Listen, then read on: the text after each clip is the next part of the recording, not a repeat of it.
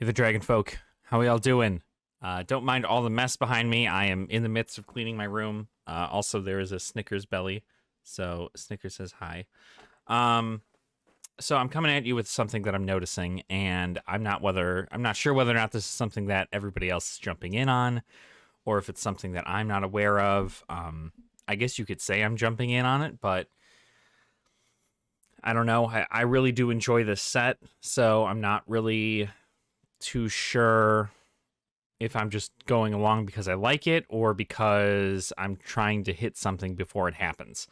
Um, Normally, I wouldn't just out this in public, but it seems to already be out in public. I know Alpha Investments has talked about this, and I know, I think there's another channel, MTG Moxman, talks about this a lot. There's a lot of buyouts happening with the Dark right now.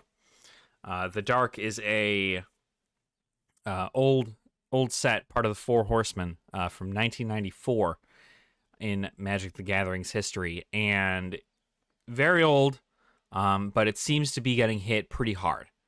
A lot of people seem to have moved themselves away from the Arabian Nights and the Antiquities and the Unlimited, although I'm sure they're still being bought out.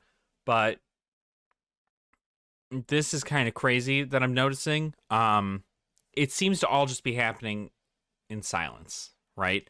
Every now and again, somebody makes a video in regards to a certain reserved list card from that set that's going up in price, usually due to a buyout, right? And a buyout is just like everybody's purchasing them. It's like a wave of people who are coming in and they're buying like 30 of these cards at a time, whether it be in near mint condition, lightly played condition. There's just a lot of it going on. So I really, I don't know. I'm collecting the Dark myself. I just got about 8 copies of Wormwood Treefolk in the mail. That is a reserved list card from the Dark. But I plan to get, I hope to at least get a position of 10 copies of each card from the Dark. That's including the commons and the uncommons and all the cards. I hope to get at least 10 of each and hold on to them because those are genuine relics now. And, I want to have a part of Magic the Gathering's history. I have a couple cards from Unlimited, but they're pretty much the common cards that are like only 50 cents or something. I don't have like a Black Lotus or anything. But I want to get these cards, and hopefully out of these cards I get, maybe I'll have something that could possibly be graded as a PSA 10. I know it's a long shot, and I know it's kind of a waste of money half the time. Look at him go. Look at this guy. I love him. I know sometimes it's a waste of money to send in what most would consider bulk into to get graded, right? I think it's a waste, but it's only with older cards do I think it's not a waste. Sets like Portal 3 Kingdoms, which was very rare to find, even the common cards are, even though they're like still 50 cents ish, like for some of the less cared for ones, they still are very much so a wanted set, And I feel like the Dark is going to go down as one of those sets that does that. There's a lot of very powerful abilities in that set. There's also a lot of goblins. This is somewhere where the original goblin stuff came up. Sorry about the sheen on my glasses also, by the way. But yeah, so that's where a lot of the goblins come through. A lot of very cool art, very dark looking art, no pun intended. But I feel like it definitely is going to be a set that's going to go down as one of the more collected. If I had the funds, I'd probably start collecting Arabian Nights too. But I like that the Dark is still technically canon to the story, whereas Arabian Nights is an offshoot expansion, based around like, what's the word I'm looking for? Like Middle Eastern. Never mind. You know what I'm talking about. Anyway, point is that the dark is, at least if I recall correctly, according to some of the flavor text in the cards, the dark is a set that is still canon to the story. It's supposed to happen directly after the Brothers' War, because the Silex, I think is what that thing is called, if I recall. That the thing that Urza uses to essentially rid the world of, or rid the plane of bullcrap, blocks out the sun, right? And that's why they call it the dark.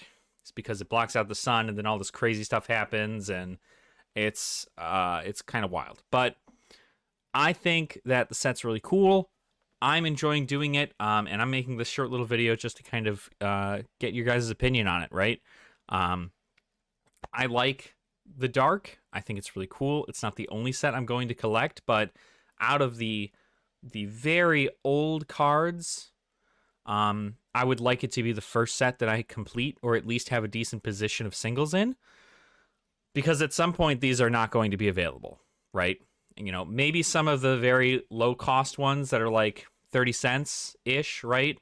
But near mint, I mean, I'm getting 10 copies of each card in near mint condition to start. If I happen to get the funds later on in life to get more, I will. I love the set. I think it's really, really cool. It's kind of got like a witch hunt vibe to it. It's just cool. But regardless, that's my nerdiness aside as to why I like the set. It is important to notice the trends that are happening. This is this is kind of akin to like the Dogecoin stuff, right? Right now there may be a buyout for there was a buyout that's happening, or I guess still happening, for Psychic Allergy, which I'll put the card up here. Psychic Allergy was originally like, I think it was like $9 or something for a near mint version, and now I think you can't get it at less than $40. And that's kind of crazy. I think everybody's kind of learned about this buyout, and they've either increased their prices, or there's a bunch of people who weren't selling their Psychic Allergies who are now selling them for a profit, a huge profit, right? That's like a 4x profit.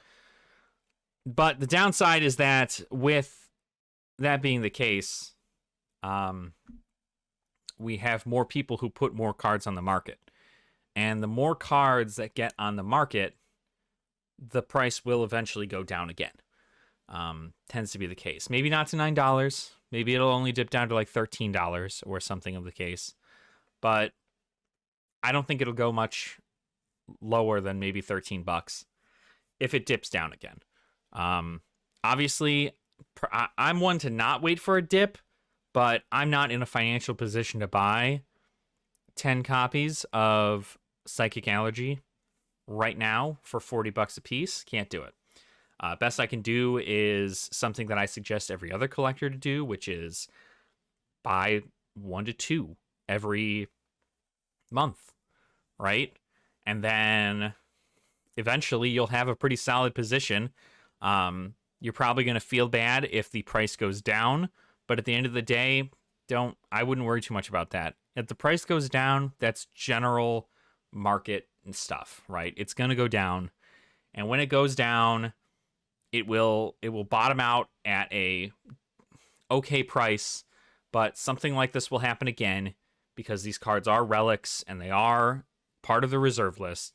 So they will be wanted by collectors. And so at some point you can sell them off for, the next peak will probably be at like $50 or $60 or something down the line once we figure out how many of them there are in the world and how many are being sold throughout it. But it's something to keep your eye on, guys. I know I like to watch market changes and stuff like that. My main focus for market changes is new cards, starting with Throne of Eldraine and newer, and old cards starting with the Dark and lower. So ABU and Four Horsemen. That's pretty much where I stick my general. Well, probably shouldn't phrase it that way. That's where I keep my focus is those general areas, because with the new stuff, a lot of it tends to be pretty inflated, but it is really cool to collect the stuff. And then you have the old stuff, which is, I mean, it's here or there inflated, but it doesn't hit inflation as hard as like a pre-sale of a new set, right? Dominaria United got shown off at on that live stream that they did, that Wizards of the Coast did, and everybody's hyped about it, right? Everybody's hyped about Double Masters 2022, the whole thing. So I guess we'll just have to see, right? But those inflated card prices, that's something I look at because I want to see how much they fluctuate and how much they go down from their original pricing. And then the older stuff I look at, because that stuff is reserve list. I'm going to start kind of diving a little deeper into something like Mirage and Urza's Saga and Urza's Destiny and Urza's Legacy. I feel like getting reserve list cards in foil is going to be a wild thing, because I can't remember what it was. Is it Destiny or Legacy? I think Legacy is the first one to have foils. So that would be great. Foiling was a huge thing back then. Anything before Legacy, unless, of course, correct me wrong, anything before Legacy did not have foiling. So it wasn't like, oh my gosh, like, you know, this card's shiny. The foiling in the Urza stuff is really, really good. That's the old style of foiling that everybody likes. So, you know, when I tell you that they sell, they sell. So I have a lot of different lists. I'm also looking at old Yu-Gi-Oh! Too, but that's a story for a different time when we start looking at stuff. First edition old Yu-Gi-Oh! Goes for a lot of money. So if you have any of that, check it out, right?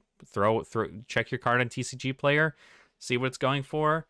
If it's in really, really good condition, you probably have a few bucks on your hand, so that's good. But anyway, that's it for me. I just wanted to bring attention to the dark, and I really hope that everybody is staying safe out there and making good choices. I know it's hard to spend money on cards while they're slowly but surely rising, and it's going to be even harder to hold on to those cards when you see them dropping in value.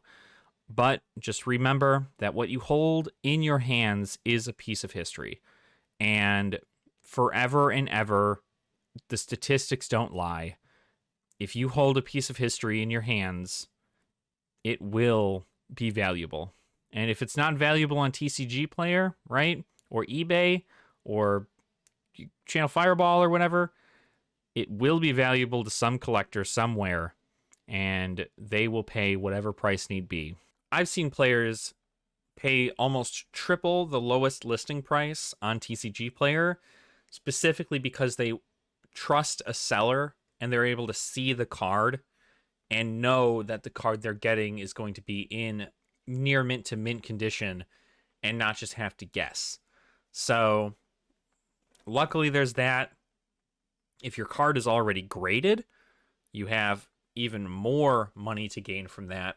But obviously, PSA, I think, is still on backlog, so you'll have to hold off on that unless you want to go to Beckett or CGC. But I like PSA. I think it's good.